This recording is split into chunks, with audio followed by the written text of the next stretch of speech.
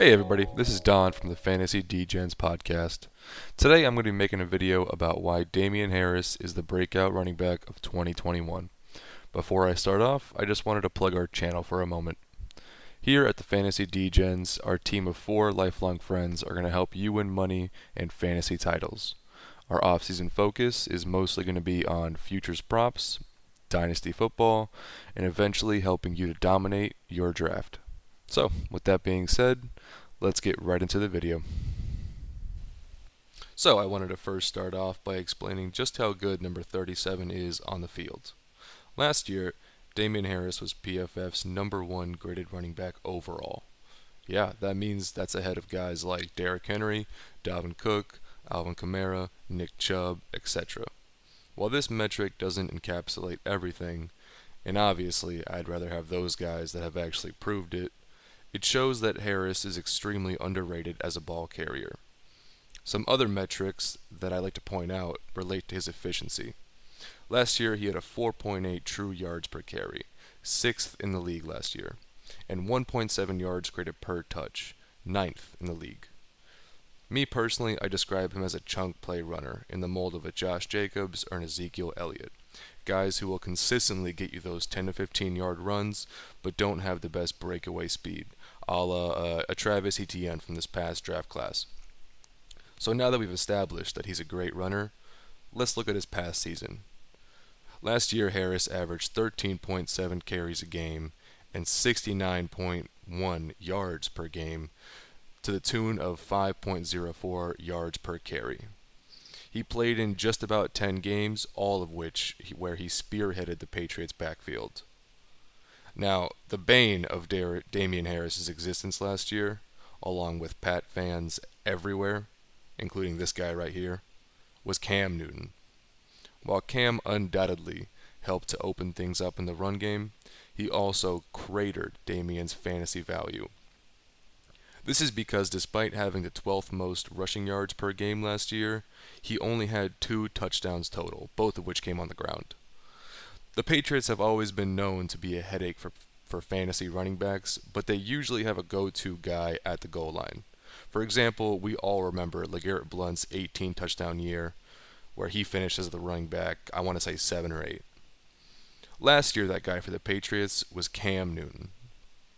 Cam had a whopping 42 red zone carries last year, while Harris literally led the Patriots running backs with 2 at the goal line.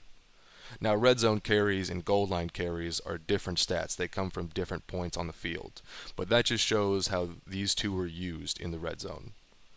And now, with Mac Jones coming in, the Patriots' 15th overall selection, a quarterback, coming in and likely replacing Cam at some point mid-season, we're going to see Damien Harris get the most important thing in fantasy football, and that's touchdowns. And it's also likely that he gets more work overall, as 13.7 carries per game has plenty of room for improvement, despite him being the 12th leading rusher per game last year. He only had 13.7 carries per game, and he was the 12th leading rusher. That's crazy to me. I also want to point out just how conducive this Pats team is to a good running game. They have a top 5 to 7 O-line in the league, 2 great run-blocking tight ends that they just added in the offseason, an offense that's going to be predicated on being a smash mouth, a top-tier defense. You guys saw how many people they added to that defense over the offseason, and a head coach in Bill Belichick, who loves to run the ball at the goal line.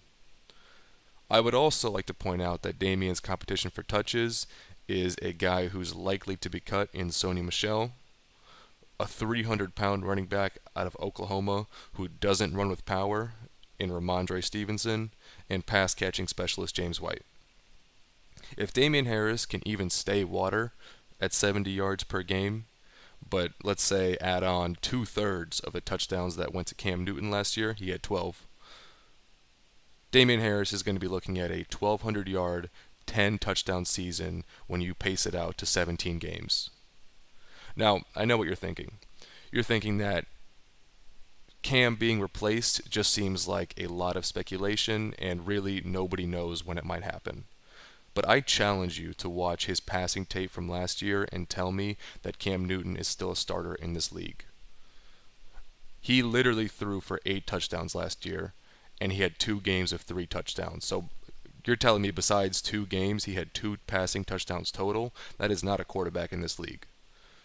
Mac Jones was a top 15 pick coming from the most pro-ready school there is, and he had a Heisman-worthy season last year.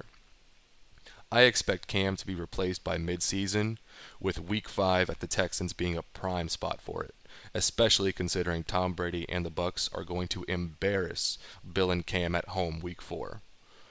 And as soon as Mac is in, allowing Damien Harris to run rampant behind this offensive line while also getting the goal line work, oh, it's wheels up for Mr. Harris. Well, guys, that's my argument on why Damien Harris is the breakout running back of 2021 and a my guy for yours truly. Thanks for listening, and if you enjoyed these shorter type of videos, please give us a like and don't forget to subscribe. We're going to have a ton of great content coming out this offseason to prepare you guys for another fun season of football. This is Don from the Fantasy Degens podcast, and I'll catch you next time. Peace!